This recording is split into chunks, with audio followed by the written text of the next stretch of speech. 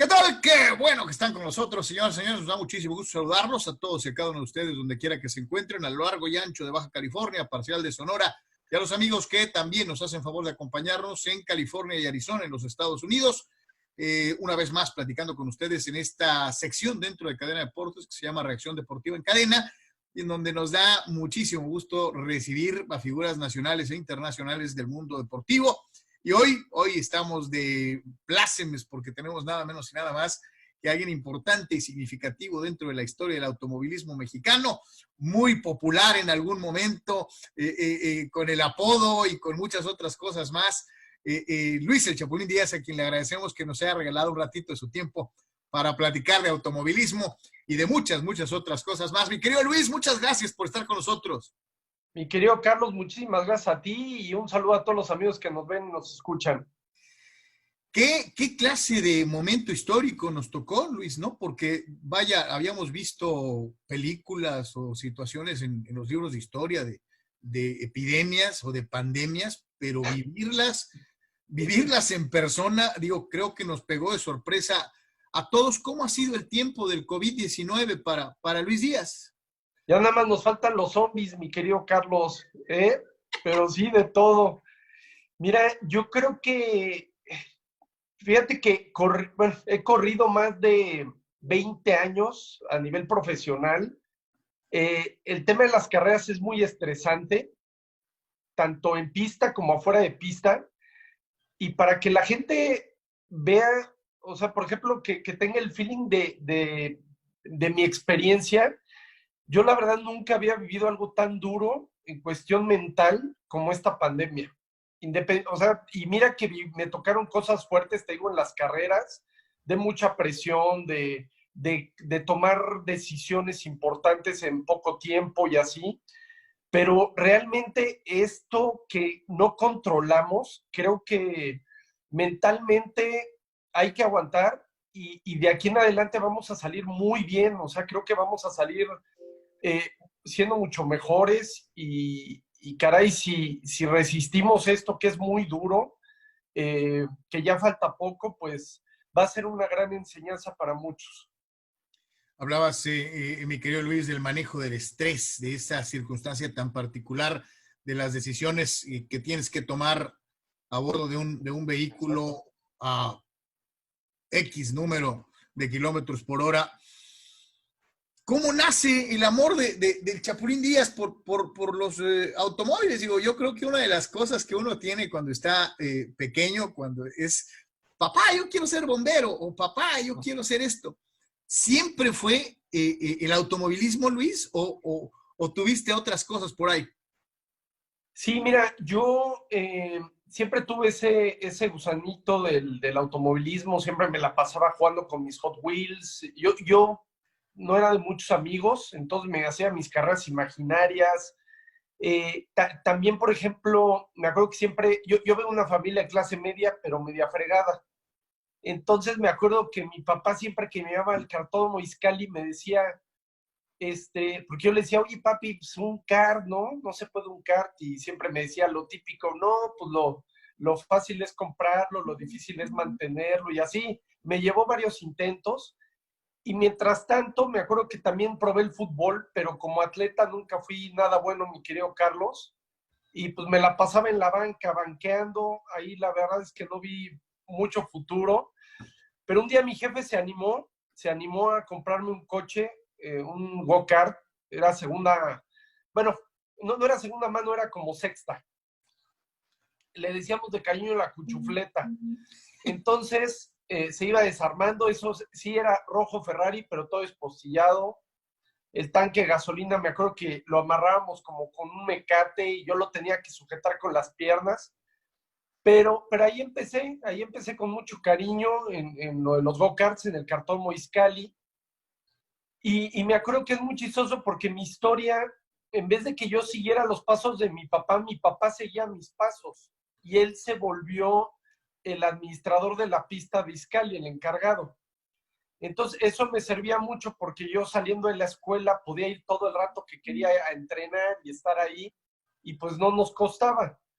Y ahí así nos pasamos 6 años de mi vida corriendo go-karts. De los 6 fuimos 4 veces campeones nacionales y la verdad es que fue una época muy bonita porque siempre he dicho que el primer equipo de cualquier persona es su familia.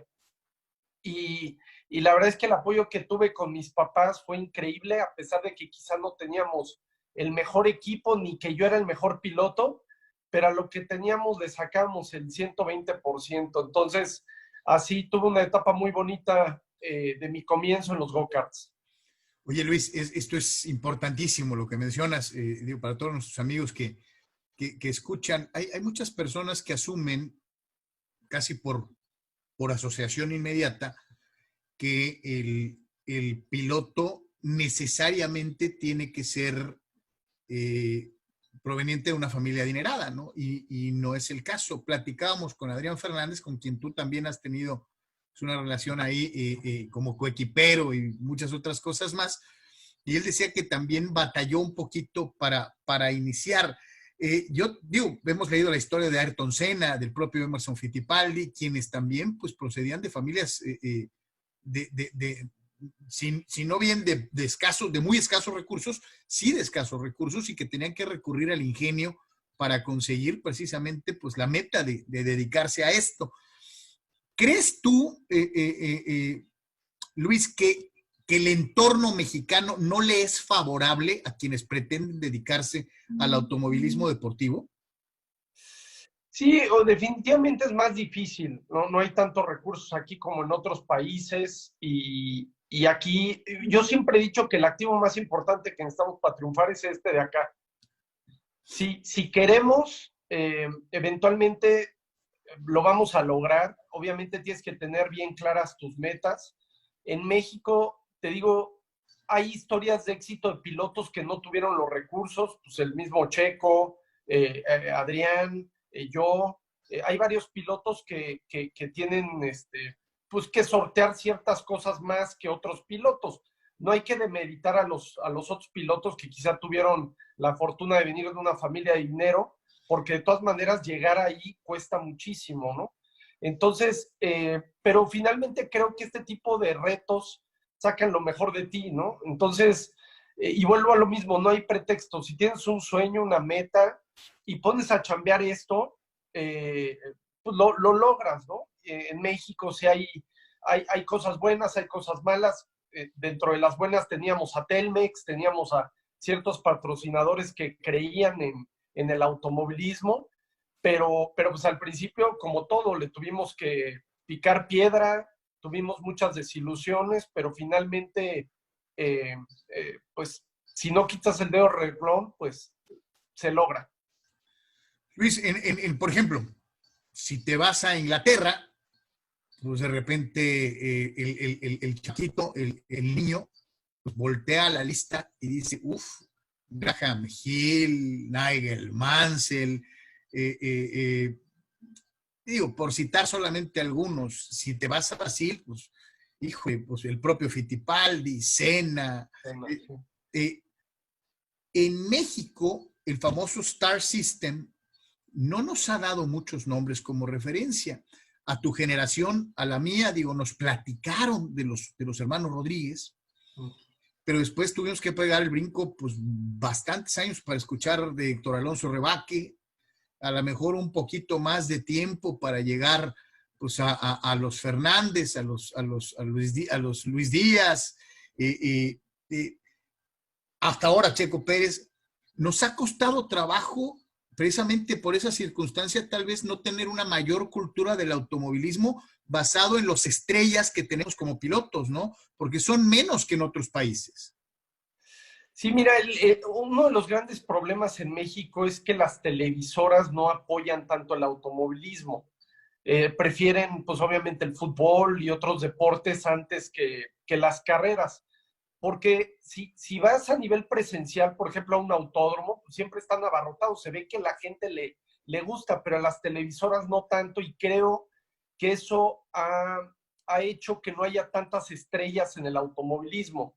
Tú no ves al Checo casi en la tele a nivel nacional, o muy poco, pasan los reportes de sus carreras, pero realmente no los ves que lo están entrevistando en programas en México. Entonces yo creo que eso ha mermado un poco el hacer estos ídolos, mega ídolos. Yo tuve la fortuna de estar en Nürburgring hace creo que 3, 4 años y justamente el test, estaba yo con el hermano de Checo. Checo llegó pues, en su avión privado a ver al hermano, a Toño.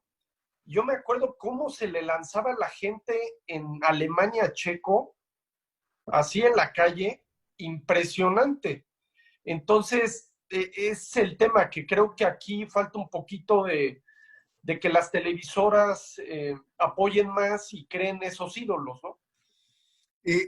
Yo te preguntaría, después de aquella serie de campeonatos en el kartismo, ¿qué siguió después, Luis? ¿Dónde se da el brinco a la siguiente categoría o cuál fue el siguiente paso para seguir en tu carrera?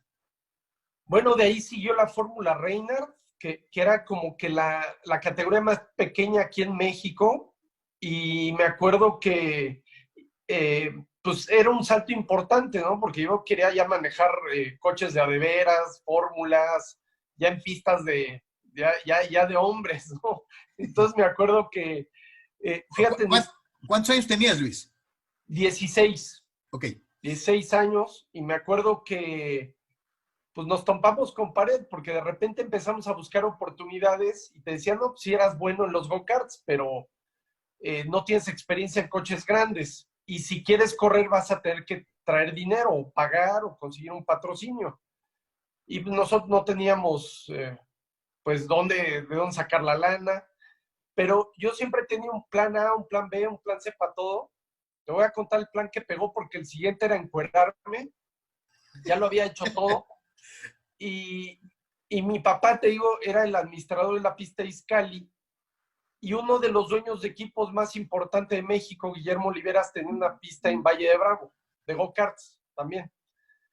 Entonces, después de ese año, me pasé un año tratando de buscando la lana, y haz de cuenta que yo veía los partidos de fútbol y me acuerdo que apuntaba yo todas las marcas del estadio, ¿no? Entonces los lunes siempre me ponía a hablarles y a sacar cita con la gente de mercadotecnia y pues a ver quién me patrocinaba. Entonces me pasé un año así y nadie me patrocinó. Entonces, justamente con mi papá se nos ocurrió ir a hablar con el ingeniero Oliveras y decirle que le podíamos pagar con coches de renta, con go-karts de renta. Entonces, nosotros los podíamos hacer ahí en el taller de Izcalli, íbamos a invertirle algo perdón. Ahí está. Bueno, perdón. ¿Sí? Íbamos a invertirle algo pues ya sabes, en los motores, y con eso le pagamos justamente 5 carreras, que era la mitad del campeonato.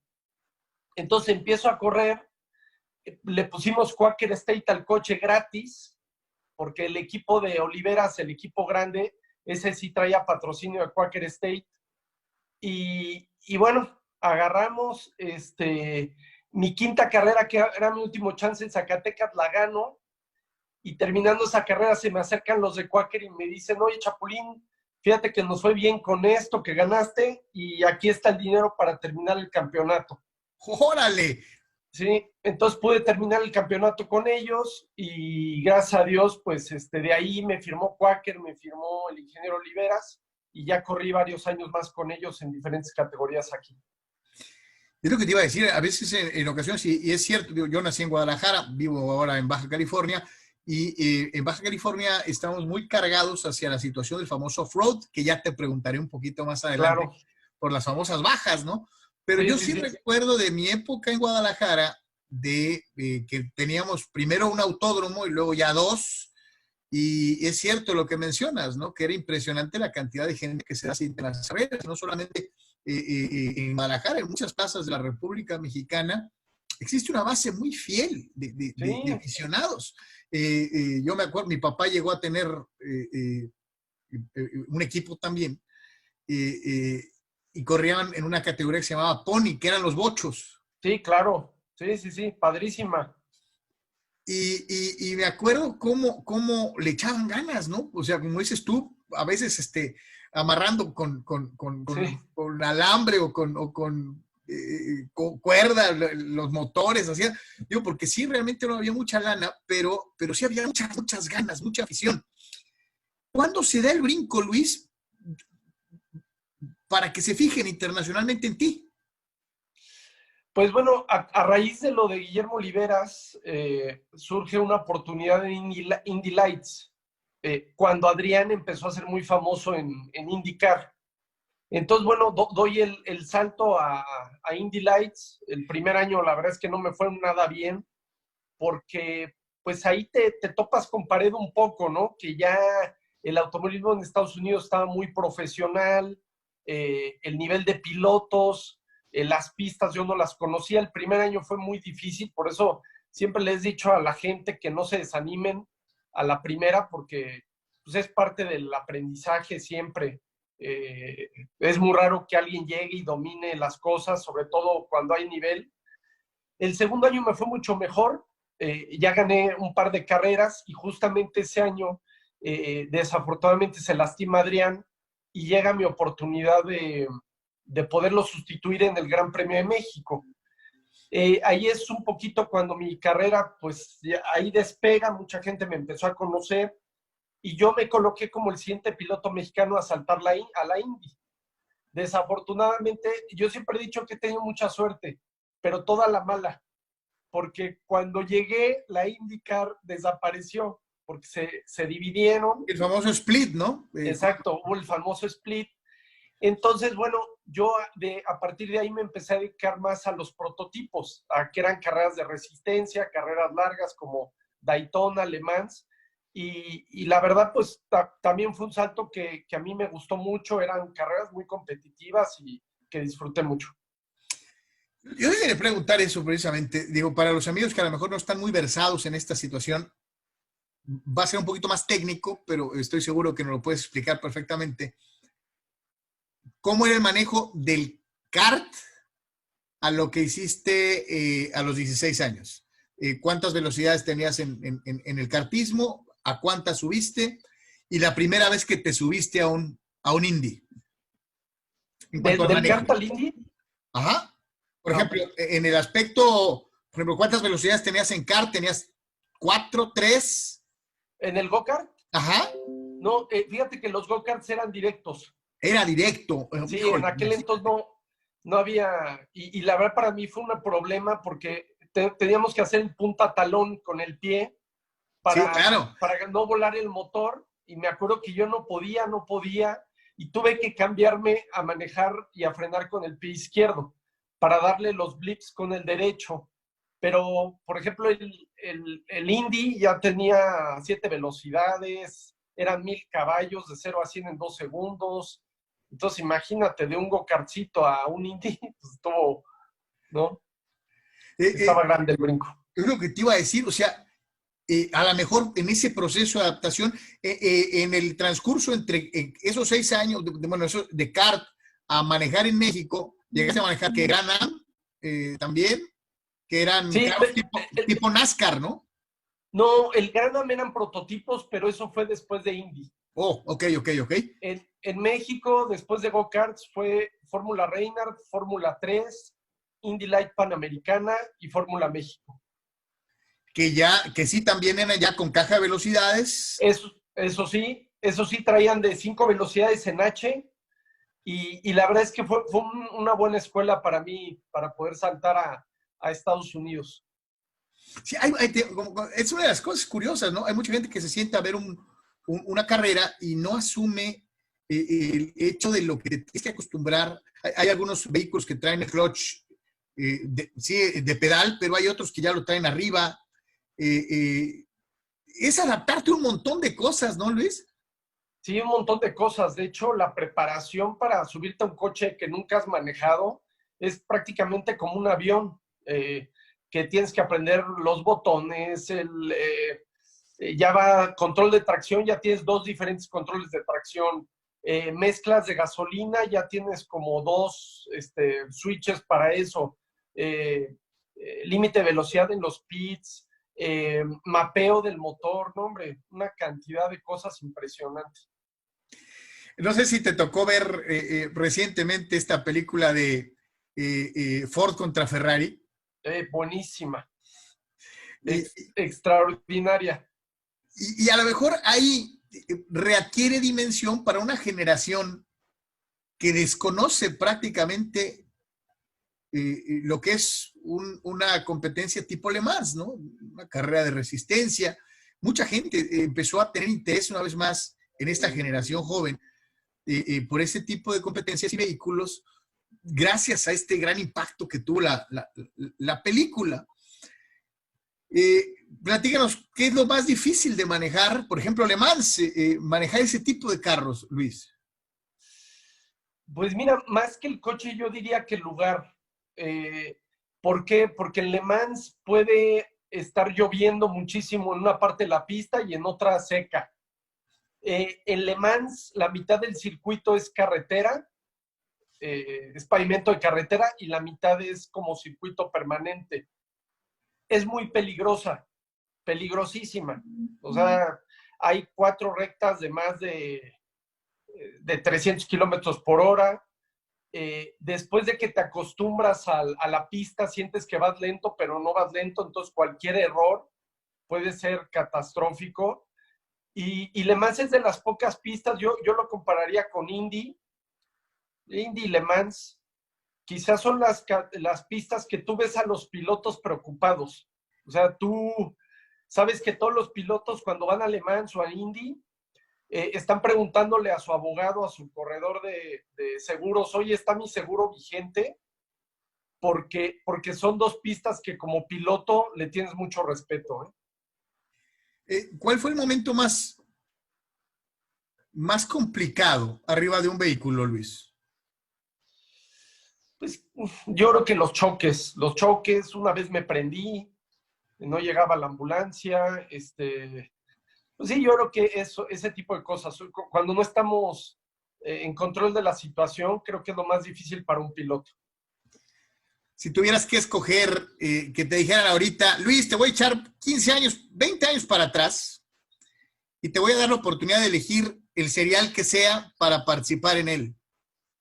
¿Cuál escogerías y por qué? Yo creo que Indy. Indy porque pues, estaban muchos ídolos míos. Bueno, no, Fórmula 1, cuando corría Senna. Sí, cuando corría Senna. Me hubiera encantado correr con Senna. Es lo que te iba a preguntar, ¿tienes algún piloto que sea así como que... Él. ¿Por Él qué? y mexicano Adrián Fernández. ¿Por qué Ayrton? ¿Por qué es tan especial para todos? Pues porque rompió muchos paradigmas, porque iba un paso adelante, era el primero que se preparaba con una pasión y se entregaba al deporte de forma total y creo que era un gran ejemplo, era un tipo que si te fijas siempre iba impecable, se preparaba con todo físicamente, siempre quería superarse y creo que eso fue un gran ejemplo para muchos pilotos. En este momento, y hace ratito, tú mencionabas a Checo y pues, que tienes relación con su familia y yo te preguntaría, ¿no se te hace que le están jugando mucho eco con esta situación del dueño del equipo y su hijo corriendo ahí en la escudería y que pues, a lo mejor le ponen ahí a Vettel? ¿Cómo ves la situación ahí? Sí, yo creo que no se vale porque justamente lo de los rumores salieron después de que el Checo se había aventado un carrerón en Austria y yo creo que no se vale. Normalmente siempre en los equipos que yo he estado o anteriormente, tú veías que esos anuncios se hacían a final de año, ¿no? Entonces, como que siento que se están disparando en el pie, están desconcentrando a los pilotos con este tipo de movimientos, y aunque no lo hayan dicho, no lo han desmentido, ¿no? Entonces yo creo que lo peor que te puede pasar en cualquier empresa, en cualquier lugar, es que haya chismes, rumores y no te digan las cosas claras, ¿no? Y más que te digo que Checo había hecho un buen trabajo. Dentro de esta situación precisamente de la Fórmula 1, yo te preguntaría, ¿te acuerdas cuántas veces hubo un momento en el que todos sabíamos que Fórmula 1 siempre iba a ganar Schumacher? Siempre. Sí. Y como que le perdimos interés, ¿no? Como no había competencia y todo era de un solo piloto, pues como que, híjole, fue el momento en el que coincidió curiosamente la explosión de kart, como decías tú, una serie de pilotos muy interesantes que hacían muy competitivo ese serial, y mientras que en Fórmula 1 de antemano sabías quién iba a ganar, ¿no? Sí. Acá ya no, en estos tiempos, ¿cómo ves el máximo circuito? ¿Sigue siendo muy predecible por la cuestión de la tecnología o, o es más parejo que en otros años? Ahorita es predecible por la cuestión de Mercedes, pero no están tan lejanos. Esa época de Schumacher le sacaba media pista o más al segundo lugar, si no es que lo dapeaba, ¿no? Entonces, creo que ahorita está un poco más parejo, aunque sí sabemos que Mercedes va a estar un buen rato adelante todavía. Luis, ¿tienes algún piloto de esta época que te llame la atención, que no sea Checo? Pues Hamilton creo que es un pilotazo, creo que es muy completo, está en su momento. De los jóvenes, yo creo que Verstappen se me hace un gran piloto. Y te digo, yo pondría de hecho a esos tres en mi lista: Hamilton, Verstappen y Checo. Luis, sabemos que te da, que últimamente ofreces conferencias para grupos empresariales, de motivación para chavos, en fin. ¿Cómo ha sido este ajuste del coche de carreras a compartir tus experiencias?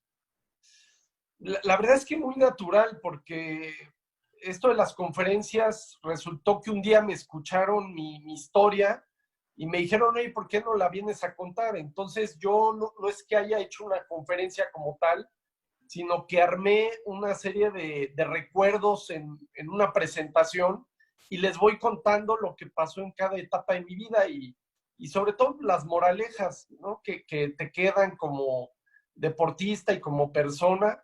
Y la verdad es que es algo que disfruto muchísimo y quién hubiera dicho que mis accidentes iban a ayudar a reflexionar a la gente.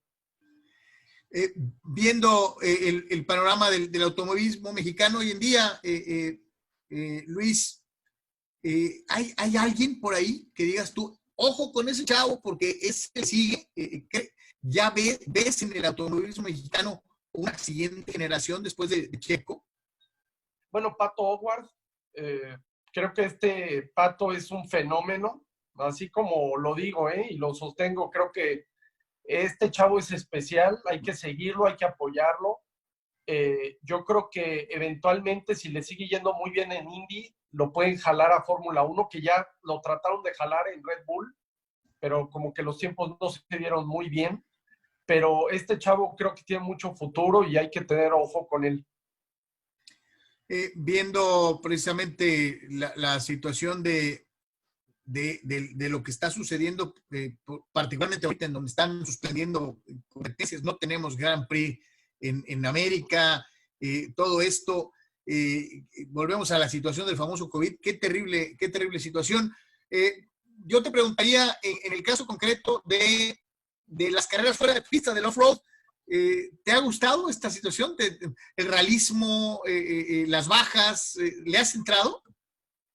Fíjate que no, pero siempre he tenido ganas y he hablado con amigos míos, con Michelle Jordain, que la han hecho y dicen que es una de las experiencias más padres que han tenido, ¿no? Yo tuve la oportunidad de viajar a Tijuana hace unos años, de a Mexicali, y hice muy buenos amigos de que corrían la baja y que lo íbamos a hacer. Desafortunadamente no se pudo, pero sin duda alguna está en mi wish list, poder hacer algún día la baja. Sí, te llamaría la atención. Digo, porque, Sí, por señores, ahorita que supuesto. nos están viendo, quieren corredor multi reconocido y que tiene ganas de entrarle, ahí lo tiene. Sí, me encantaría. Háblenme, llame ya, Llame ya. ¿no? Eh, ¿Has hecho rallies, Luis? No, fíjate que no, no. Y mira que me llevo muy bien con Benito Guerra, pero no he hecho rallies. Yo siempre he creído que si quieres hacer algo hay que hacerlo bien, ¿no? Entonces, y para hacerlo bien requiere mucho tiempo. Yo realmente ahorita estoy como empresario y ya con familia ya es un poco más difícil, pero sin duda alguna, ya que estemos más tranquilos, lo haré, lo intentaré. Pues mi querido Luis, simple y sencillamente, pues resta agradecerte muchísimo que nos hayas regalado esta media horita para platicar, de No, soltarnos un muchísimas gracias a poquito ti. y decirte que esta es tu casa en Cadena Deportes y de veras nos daría muchísimo gusto en un futuro verte en una competencia fuera de pista, en un off-road, que sería algo muy, muy, muy, muy llamativo. Tu mensaje para toda la gente, tanto en Baja California como en Sonora, Arizona, California, que te siguen a través de Cadena Deportes. Pues nada, mandarles un fuerte abrazo, que hay que tener paciencia, que esto ya va a pasar y pues a estar fuertes mentalmente, preparados, porque yo creo que cuando esto se acabe vamos a salir todos a disfrutar mucho más las cosas y apreciar lo que es realmente importante. Señores, señores, es el Chapulín Luis Díaz en Cadena Deportes. Muchísimas gracias. Gracias.